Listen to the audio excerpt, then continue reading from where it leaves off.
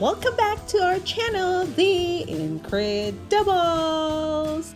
It's baking day today, and today we'll be showing to you how to make Spanish bread. Now don't get intimidated. I will make it as easy as I can for you. As you can see in our bowl, we already have the yeast. Now for our yeast, we will be needing 2 teaspoons of yeast. Now for the tip for the yeast, refrigerate after opening. And we will be adding a tablespoon of sugar in it. And after that, we will be preparing our warm milk.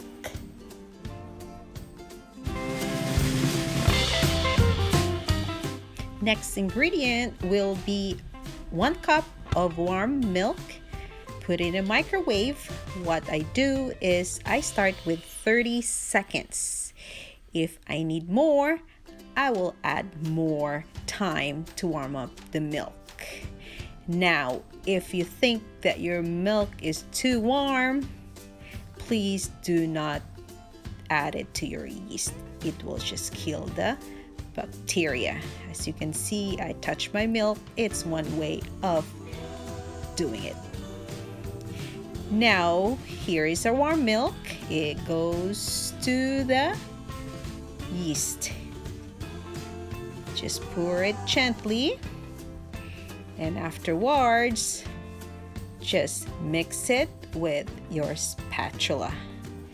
The mixing process is gonna be very gentle also.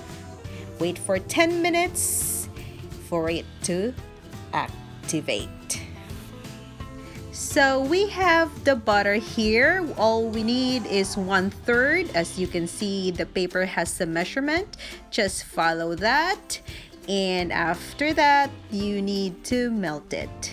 Now, tips for melting the butter: please cover your butter because you know that it will burst. And we also be needing 1 egg. For your dry ingredients, you will be needing 3 1/4 cups of flour, 3 tablespoons of sugar, and 1 teaspoon of salt. Please pardon my hand. I am only working with one hand since the other hand is holding the camera. But the measurements are exact. Now look at the yeast. It is super ready. Now crack that egg. Goes to your mixture. Pardon the hand. It's the same hand, of course. Now the butter into your mixture. Now make sure that most of that butter will go into your mixture. For butter, the more, the better. There you go. Now you have to mix it. You just have to make sure that your egg is beat thoroughly. You don't want a whole egg into your mixture. So it's time for dry ingredients to meet the wet ingredients. Be gentle in pouring your dry ingredients. Now from then on, the mixer will do its job. You don't have to mix it on your own. Make sure you lock it. What I do is I start with the slowest, 1, and the fastest I go with this is 4. Here we go. Now this is our dough. Now just, make it round. If it's too sticky, just sprinkle flour on it. Now as you can see to my left, that's the bowl that I have prepared. I have oiled that bowl properly, not just the bottom, the whole bowl, because this dough will rise and you don't want that sticking to the side of the bowl. Now we will just wait for an hour for this. Cover it, and actually it depends where you live. If it's warmer, an hour is enough. If not, you can do more. Here they are. This is the new one that we made. This is the one that I did a while ago. An hour has passed on this one, so as you can see, that is much bigger than the new dough. Alright, so while we're waiting for our dough to rise for an hour, we are going to prepare our filling. Now we will be needing 1/2 cup of soft butter. Not a melted butter, just soft butter. Now we're gonna put also our 1/2 cup of brown sugar. If you need more sweetness on it, just add more. You can do that, of course. And I will be using also a condensed milk. I like milk on it just to make it taste like, creamier. And you will be needing 1/4 cup of condensed milk on this one.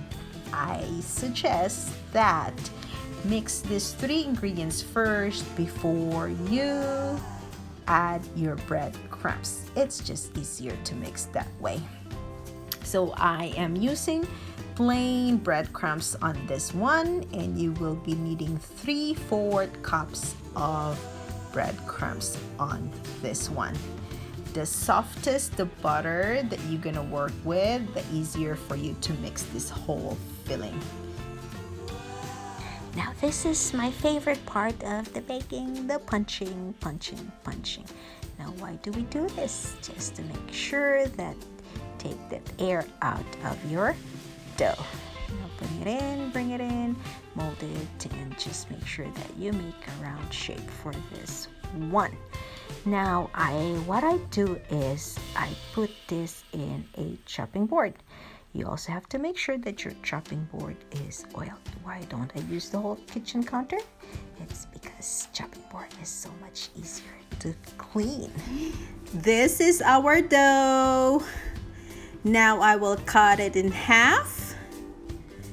I will work with the other half first, and the other half will go back to the bowl. Now, just make this dough long. You can massage it. If you feel resistance, you can squeeze it with your hands. It's an easy way also to do it. Now I do a handful. You can use your bread cutter if you want, but for me, I just do a handful, and I should be making like 8 breads out of this. You can push it to 9 if there's one portion that is smaller than the rest. Just get a little bit from each dough until you got the right proportion. As you can see here, that's what I've been doing. We got 9 doughs here. All right, so what I'm doing right now is just making a round shape for this dough. All of it just roughly. It doesn't have to be perfect, because later on it's just easier to work with a dough if they're already like in a round shape. Time to flatten this dough. Use your hand first. Then the rolling pin will do the rest of the job. Your goal for this one is not too thin, not too thick for your dough. Just evenly distributed. Filling time! Be generous. After all, you're the one who's gonna eat this one. So just roll it in, seal it nice and tight, and just keep rolling and rolling and rolling. You can seal it a little bit here and there, and this goes to the bread crumbs. Roll it again, and voila, look at that pretty Spanish bread. Same goes with the rest of the dough.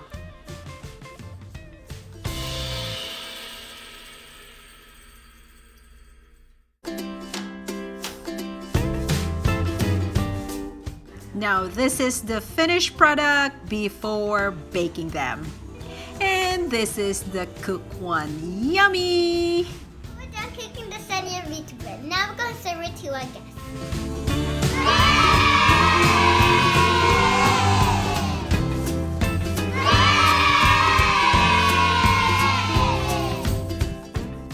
Thank you for watching once again. Please like and subscribe, and we will see you in our next video.